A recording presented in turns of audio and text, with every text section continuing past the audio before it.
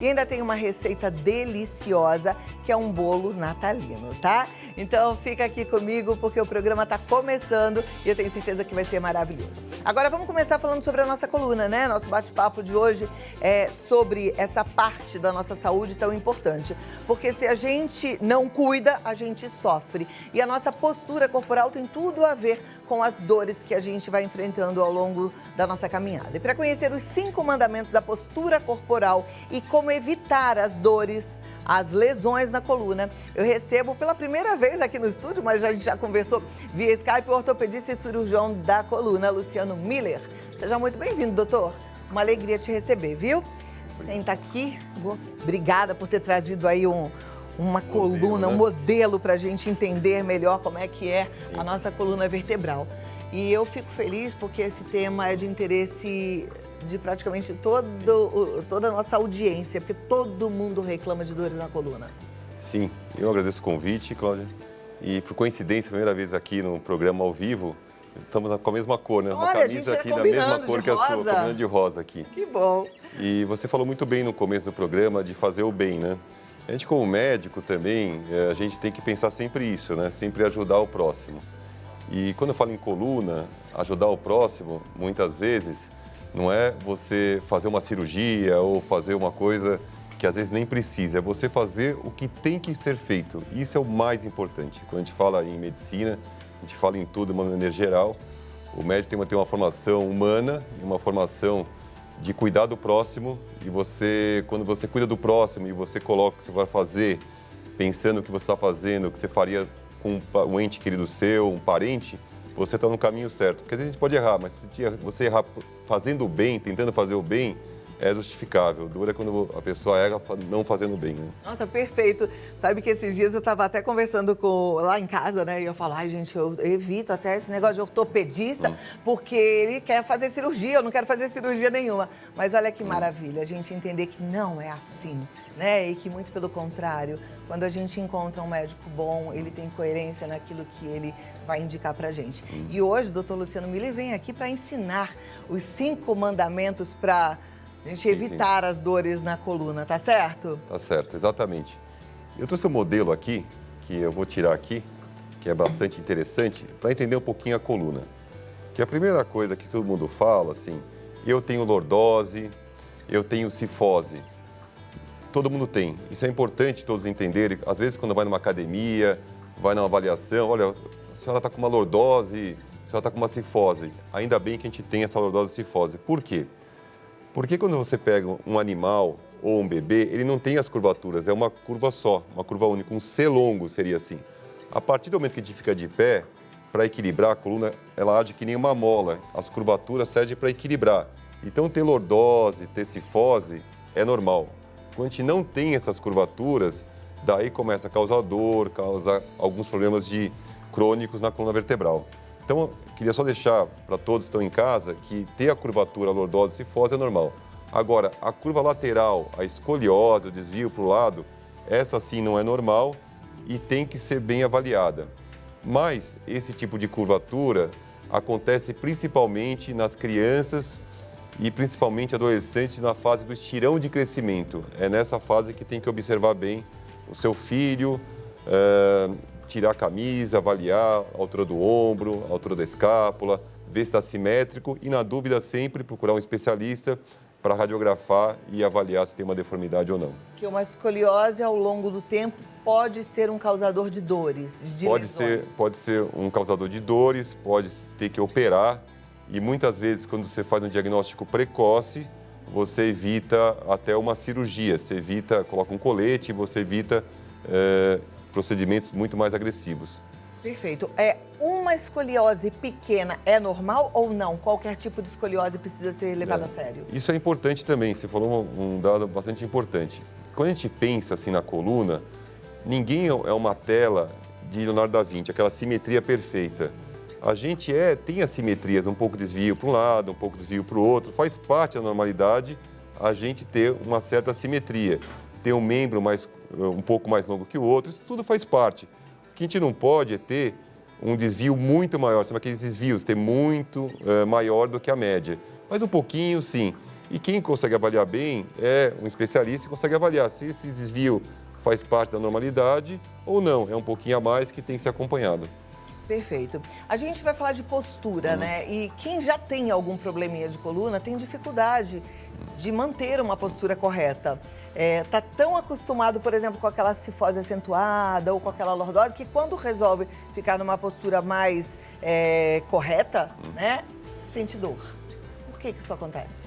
Porque muitas vezes, quando está em uma postura incorreta, se a gente fica muito tempo com aquela postura incorreta, começa a ter retração da musculatura, retração dos ligamentos. Então, a correção começa a ficar cada vez mais difícil. Então, lógico, se você tem dor, se começa a tentar corrigir, começa a ter dor, você não pode desistir. Você tem que continuar mais e com parcimônia, mais devagarzinho, pegar um profissional, uma academia ou um fisioterapeuta que vai com um pouquinho mais de cuidado e vai corrigindo devagar. Assim, porque sempre você trabalhando a postura evita a dor. Eu sempre coloco assim, que, por exemplo, tem o diabético, o remédio é tomar a vida toda o remedinho para controlar a glicemia, a pressão também. E qual que é o remédio para a coluna? O remédio para a coluna é a atividade física. Esse é o grande remédio. E qual a atividade física? Você me pergunta no consultório, olha, fazer pilates, vou fazer musculação, vou fazer natação. Qualquer atividade física é boa. A melhor atividade física é aquela que você faz com uma boa orientação e que você faz com uma frequência, pelo menos 2 vezes por semana. Não adianta o médico prescrever assim, vai fazer pilates. Eu não gosto de pilates ou eu não gosto de musculação. E você não vai aderir, você vai desistir em pouco tempo e isso não adianta. O que adianta é você fazer, a frequência, fazer e ter uma frequência. Agora, tem gente que pensa que está cuidando dos seus músculos fazendo só aquela caminhada ou aquela corrida, né? E, de repente, fica com fraqueza nos músculos posturais. A corrida e a caminhada é exercício físico, mas conta para a coluna também? Sim, a caminhada, eu vejo muito paciente que pergunta assim, eu estou caminhando tudo. Caminhar é muito bom. É bom para o coração, porque mantém a pressão boa, é bom para o colesterol, é bom para manter a glicemia boa, mas ela não ajuda tanto na musculatura. Ela vai ajudar um pouco na musculatura da perna, lógico, vai manter o tronco, mas não é suficiente. Para você proteger não só a sua coluna, mas as articulações, você tem que fazer fortalecimento. Que aí você pode buscar na academia, no pilates, na yoga, alguma atividade que fortaleça os músculos. Mas manter, não parar a caminhada. A caminhada, como eu falei, vai ajudar nas outras doenças, evitar as outras doenças. Perfeito. Deixa eu te fazer uma pergunta, só voltando um pouquinho ao assunto, porque você disse que quando a escoliose, que é essa curvatura lateral, né, da coluna, ela é acentuada, ou a gente percebe essa diferença, precisa ir para o médico, de repente ajustar com um colete. E quando é cifose? Eu já vi gente mais velha com cifose, mas já vi jovenzinhos também com uma cifose muito acentuada e com dificuldade de colocar a coluna no lugar certo. Sim, a cifose tem sido um grande problema nos dias atuais. Por quê? Primeiro, a questão dos eletrônicos, né? As pessoas estão cada vez mais aqui com a cabeça inclinada, manipulando o celular, muito tempo, isso vai jogando o ombro para frente. Também no home office, se você não trabalha adequadamente, trabalhando muito tempo em casa, você vai se fotizando para você conseguir olhar a tela do computador. Isso vai retraindo mais. Então, é uma percepção muito boa. Realmente tem aumentado muito as más posturas associadas à cifose, tá? E isso, lógico, assim, se é um problema no começo, você consegue voltar, o seu tronco ainda está mais maleável. Se você deixa essa cifose aumentar e passa muito tempo, a musculatura começa a ficar endurecida, o músculo ele encurta bastante e daí fica mais difícil de você voltar. Então, assim, esse é um problema sério, assim, que eu estou vendo bastante no consultório. Em alguns casos, isso precisa de uma intervenção como colete ou até mesmo de uma cirurgia ou não? Sim, a gente mede a intervenção de uso de colete ou cirurgia. Tem toda uma ciência que a gente pega uma radiografia e a gente faz medições. A gente mede assim, as angulações para ver se precisa ou não de cirurgia. A cifose, ela aceita um pouco mais. Como ela não comprime órgãos, não comprime o pulmão, é mais uma parte estética, ela aceita um pouco mais uma deformidade um pouco maior, assim. E lógico, acima de 50, 60 graus, eu estou colocando um número assim, só para vocês entenderem que tem um certo número que a gente acaba indicando cirurgia. E também um número menor, também a gente acaba indicando coletes. Tá. E o colete é um colete que ele é difícil de usar, porque para fazer o efeito um colete tem que usar 15 horas, muito tempo. Eu sei, eu tenho uma cunhada que usou colete muito tempo, né? Eu lembro que machuca, incomoda, esquenta, né? Mas melhor prevenir do que remediar. E depois manter uma vida com dor na coluna é algo que ninguém merece. Então, a gente está falando dos mandamentos para postura corporal. Uma delas é manter uma boa postura, principalmente no trabalho, né? Uma boa postura enquanto a gente está no celular. Realizar atividade física com o foco no fortalecimento, e é claro que alongamento também. A gente falou de aparelho celular. Tem uma outra questão que eu acho que é importante a gente falar sobre os pesos, né? Porque às vezes a pessoa carrega peso errado, abaixa para pegar alguma coisa de forma errada. Vamos falar sobre isso já já? Então me dá 2 minutinhos e a gente volta. Ó, só para quem não lembra das aulas de ciências, cifose, lordose, né? Que fica com aquele bumbum lá na lua, que a gente fica... As meninas gostam de ter uma lordose acentuada, né? E a escoliose que é pro lado, tá bom? Agora vem cá, você que já tá aí querendo participar, manda sua pergunta, porque dá tempo também, doutor Luciano Miller responde já já. Doutor Luciano Miller, vamos falar então sobre a nossa postura na hora de carregar um peso. Pensando na nossa telespectadora, dona de casa, que às vezes vai pegar a compra do supermercado, ou tem que carregar uma caixa, o que a gente tem que pensar nessa hora? Sim, primeiro vamos pensar quanto a gente carrega de peso, assim, para ter uma ideia geral, assim. Em torno de 10% do seu peso corporal. Isso é uma forma de você ter um cálculo, mais ou menos, quanto você pode carregar de peso. Segundo, vamos pensar em mochila. Mochila, sempre usar 2 alças, não usar numa alça só. Colocar a mochila, ajustar perto do seu corpo. Isso é extremamente importante. Sacola, equilibrar. Se tem uma sacola no supermercado, pegar um pouco aqui, um pouco com o braço esquerdo, com o direito. Equilibrar o peso. Isso é extremamente importante. Também, quando você fala em peso, a gente pensa muito, olha que interessante, você pegar uma criança, seu filho em casa, perto do seu peito assim, e levar, é um esforço que você está fazendo. Agora, se você pegar com o braço esticado, olha a alavanca que você vai fazer no seu ombro, para você, a sensação de peso é muito maior. Então, sempre tentar trazer o peso muito mais próximo ao seu corpo e distribuir melhor assim entre o lado esquerdo e direito. Perfeito. Quando a gente tem que pegar alguma coisa no chão, nesse momento a gente também precisa ter uma postura adequada. Sempre quando você for pegar uma coisa no chão, você dobrar a perna, tentar pegar com o tronco um pouco mais reto. Eu vou ensinar um exercício em casa, rapidinho, que é muito importante. É o primeiro exercício que você aprende para começar a fortalecer o seu abdômen. Geralmente fala assim, contrai o abdômen, você enche o peito de ar e contrai. Só que isso não é tão efetivo. Por quê? Porque o pulmão nosso é uma bexiga. Então você infla para os lados e para cima e para baixo. E para baixo o diafragma desce e bate na musculatura. Então você vai fazer assim em casa, começar o primeiro exercício. Solta o ar, relaxa totalmente o diafragma. Daí contrai o abdômen, o umbigo para dentro, trava o xixi. Travando, você pode pegar o peso, muda de posição. E se estiver parado também, sempre procura lembrar de contrair. É como fosse hoje em dia aqueles power plates que estímulos elétricos na musculatura para contrair. Você pode fazer sozinho, você contraindo em casa, procurando contrair para pegar um peso, para fazer uma atividade, mesmo deitado, sentado. E isso vai ativando a musculatura. Perfeito. Tem uma modalidade agora esportiva que, inclusive, eu estou fazendo umas aulas pela internet que eu estou amando, viu? Principalmente as meninas aí, as que tiveram diástase e que estão com uma fraqueza muito grande nessa região abdominal, que chama LPF. Dá uma pesquisada aí na internet. De vez em quando eu até posto lá a professora que eu comprei esse curso, tá? Não estou fazendo propaganda, não. E que eu estou achando bem interessante, porque faz exatamente isso. A gente aprende a respirar só pelo diafragma, solta todo o ar e aí faz o vácuo, né? E é um fortalecimento muito interessante. Tô gostando. Deixa eu te fazer uma pergunta. Hérnia de disco, a gente às vezes tem, mas não sabe. Quais são os indícios que a gente pode ter uma hérnia? Hérnia de disco, primeiro para entender, assim, nem toda hérnia de disco causa dor. Fizeram um estudo bem interessante pegando pessoas que nunca sentiram dor na coluna, faziam ressonâncias e 10 a 15% encontrou hérnias pequenas e nunca sabia que tinha uma hérnia. Então, só ter a hérnia no exame de imagem, fazer uma ressonância e descobrir uma hérnia, isso não vai precisar tratar. Muitas vezes é só cuidar. Agora, quais os indícios que você tem uma hérnia de disco?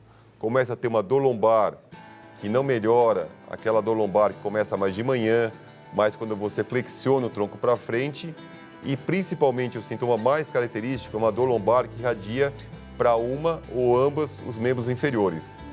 E também pode ter, nos casos mais graves, além da dor, formigamento e perda de força. Quando você tiver realmente essa irradiação, sentir algum formigamento na perna, ou se for mais no pescoço, nos braços, alguma fraqueza, procurar um especialista para avaliar. Esse é o sintoma importante. E a hérnia de disco, agora que a gente tem o modelo aqui da coluna, dá para a gente entender melhor, né? Ela acontece aonde, doutor? Aqui, olhando a coluna, a gente tem o corpo da vértebra, entre cada dois corpos da vértebra tem o disco. O que é o disco da coluna? O disco é como se fosse um chiclete bubalô, que tem o chiclete e tem um gelzinho dentro, que é a parte também do disco. O disco é igualzinho a esse chiclete bubalô. O que é a hérnia? O disco em volta, essa parte em volta do chiclete, é formado por colágeno. O colágeno é um tecido assim, é um tecido. E o tecido, ele pode ser mais resistente ou menos resistente. Isso é mais ou menos como você compra uma blusa. Você não compra uma blusa e fala, essa blusa é boa, lavo e nunca esgarça. Tem blusa que você compra e lava, já rasgou. O que é isso assim? É o que veio de fábrica. E o que é isso no nosso corpo? É a genética. É a genética que a gente vem. Mas só isso não vai determinar se tem uma hérnia. Qual que é o segundo fator que vai determinar se poder causar uma hérnia ou não? É o seu estilo de vida. Quais são os fatores que influenciam para você poder desenvolver uma hérnia de disco, além da sua genética? É sobrepeso, sedentarismo, atividade extenuante, posição de trabalho ruim, tabagismo, tudo isso vai, com o tempo, ao longo dos anos, vai poder agir nessa malha, esse tecido vai esgarçar, rasgar, e esse gel que eu falei no início, que está dentro lá, ele sai para fora e herniou. O que é uma hérnia? Que sai para fora do limite normal, tá? Então, assim, muitas vezes me perguntam no consultório, eu tenho hérnia, mas o que causou a hérnia? É genética dos meus pais? Meu pai tinha, meu tio tinha? É uma mistura, então. É uma balança entre genética e seu estilo de vida. Lógico, esse tecido, se for perfeito, nunca vai ter hérnia, mas se for muito ruim, vai ter uma hérnia com 20 anos de idade. Se for mais ou menos, que é a faixa mais frequente hérnia de disco, entre os 25 e 55 anos, daí vai ser uma mistura um pouco desse tecido não ser o ideal, um pouquinho mais fraco, e você tratou mal. A gente não pode mudar a nossa genética, mas a gente pode cuidar da gente, a gente pode realmente mudar o nosso dia a dia, a gente pode fazer atividade física. E quando a gente fala dos mandamentos da postura, o que é geral isso? É você fazer alongamento no seu corpo, fortalecimento da musculatura, fazer exercício físico, trabalhar com uma ergonomia, uma postura adequada em casa, não só no escritório, mas também se você vai na sua casa, na cozinha, procurar uma bancada da sua altura. Quando você for descascar, por exemplo, preparar comida, não ficar dobrando assim, procurar baixar um pouco, se é baixo, sentar. Então são cuidados que você vai tendo no dia a dia, que isso vai impactando, colocando menos pressão nos discos e com isso desgastando menos, né? Maravilha, a gente precisa se cuidar, hein? Deixa eu ir lá para as perguntas. Obrigada a você que já mandou sua pergunta, a gente já tem várias aqui. Mas eu vou começar com a primeira que apareceu aqui na tela, que é da Jandira, do Ceará. Após operar uma hérnia de disco lombar, ela pode voltar? Sim, a hérnia de disco, ela pode voltar. Em torno de 1 a 2% dos casos podem voltar. Mas por que ela volta? Essa é a grande pergunta. Porque na maioria dos casos, ou o disco, você tirou o disco, saiu a hérnia, e daí de onde saiu, você tem que cicatrizar, esperar o tempo. Se você volta precocemente à atividade física, pode ser que não esteja tão cicatrizado. Mas a minha pele estava cicatrizada, eu já tirei os pontos. Mas a pele, ela cicatriza antes. Mas dentro do corpo, demora muito mais para cicatrizar. Então, se você faz atividade física antes, força um pouquinho antes, pode ser que tenha uma volta novamente. E também, se você não cuidar direito. Às vezes, eu tenho pacientes que fizeram cirurgia, estão ótimos, e esquece. Na hora que vai ter a hérnia, um mês depois, você topa tudo. Vai, eu faço isso, faço aquilo. Passa 6 meses, ele não faz atividade física, engordou de novo, está sedentário, volta aos hábitos que ele tinha antes de operar a hérnia. E daí pode voltar. Ok. Próxima pergunta da Letícia de São Paulo. Infiltração na lombar, L4, L5, é muito perigoso? A infiltração, ela é bem controlada, é bem segura, tá? Não tem tanto risco, assim, é muito raro ter algum risco, alguma complicação. Mas também, o mais importante não é pensar se vai ter um risco, é realmente você pensar se você tem que fazer. Porque às vezes, você tomar uma medicação, fazer uma fisioterapia e aguardar um pouquinho mais, você evita uma infiltração. A infiltração seria o quê e para quem? A infiltração, a gente falava antigamente, a infiltração, fiz uma infiltração no joelho, ia no consultório do médico, vai lá, coloca uma seringa lá, injeta corticoide dentro do joelho. A infiltração na coluna é um pouquinho diferente. Ela você vai para um centro cirúrgico, você faz uma sedação leve ou com esse local, você tem um tomógrafo que controla o direcionamento da agulha e nessa agulha você vai lá onde está a hérnia, onde está a inflamação e injeta corticoide anestésico. Daqueles pacientes que estão com uma dor muito aguda, muito sintomático, eles tiram dessa crise muito forte e ajuda para você conseguir fazer fisioterapia, aliviar um pouco a dor, você ter mais mobilidade. Bom, também não adianta fazer a infiltração e depois largar para lá, continuar com sobrepeso, não fazer atividade física, né? Pelo que eu estou entendendo, é mais para a gente ter condição para tratar. Sim. Próxima pergunta na tela é do Anderson, de Santa Catarina. Existe uma posição que seja melhor para a coluna na hora de dormir? Tá. Essa questão de dormir, falam muito a posição. A gente sabe que durante o sono a gente muda de posição, é difícil você manter a mesma posição. A posição ideal, se a gente pudesse escolher uma posição, seria de lado. Com um travesseiro no meio das pernas. Mas o mais importante que essa posição de dormir é a escolha correta de um travesseiro e de um colchão. O colchão correto é um colchão que não seja nem muito mole, que você vai afundar em uma parte só, nem duro, que vai só também encostar uma parte do seu corpo, porque não vai ter aquela mobilidade do colchão. Então, o colchão, hoje em dia, você compra muito facilmente, respeitar a densidade com a altura. Geralmente uma capa viscoelástica, ela ajuda bastante e você deitar um colchão que tem um pouco de mobilidade. E o travesseiro também, que faz parte, vai depender muito da posição que você dorme. A altura do travesseiro, que vai do ombro à sua orelha, essa é a altura ideal do travesseiro na hora de escolher. Se você dorme mais de barriga para cima, um travesseiro um pouquinho menor. E a posição ruim mesmo de dormir é de barriga para baixo, porque você vira a sua cervical e acaba forçando. Então, a posição melhor é de lado. É a que eu gosto. A que eu mais gosto é essa toda errada. E aí eu começo de lado. No meio da noite eu já percebo que eu tô de costas, de novo, de bruços. É complicado, é o que você falou. A gente se mexe durante a noite e a gente acaba fazendo as coisas sem nem perceber, né? Nosso tempo já acabou. Tem só uma pergunta aqui, mas eu queria só que você falasse sim ou não rapidinho, porque o tempo explodiu. A Helena quer saber se as pessoas que sentam sempre com as pernas cruzadas podem prejudicar a coluna. Olha, depende. Se você for sentar um pouquinho só, não vai fazer diferença. Mas se você permanecer várias horas com a perna cruzada, não é tão bom assim. Ok. Doutor Luciano Miller, ele está no colunar.com.br ou então Dr. Luciano Miller no Instagram ou Clínica Colunar. Você segue lá porque com certeza tem mais informações. E não esqueça, 5 mandamentos da postura corporal. Trabalhar mantendo boa postura, realizar atividade física com fortalecimento e alongamento, uso correto de aparelhos, de celulares, cuidado ao carregar peso e dormir corretamente. Prometo que eu vou continuar tentando dormir de lado bonitinho. Até a próxima, doutor. Muito obrigada.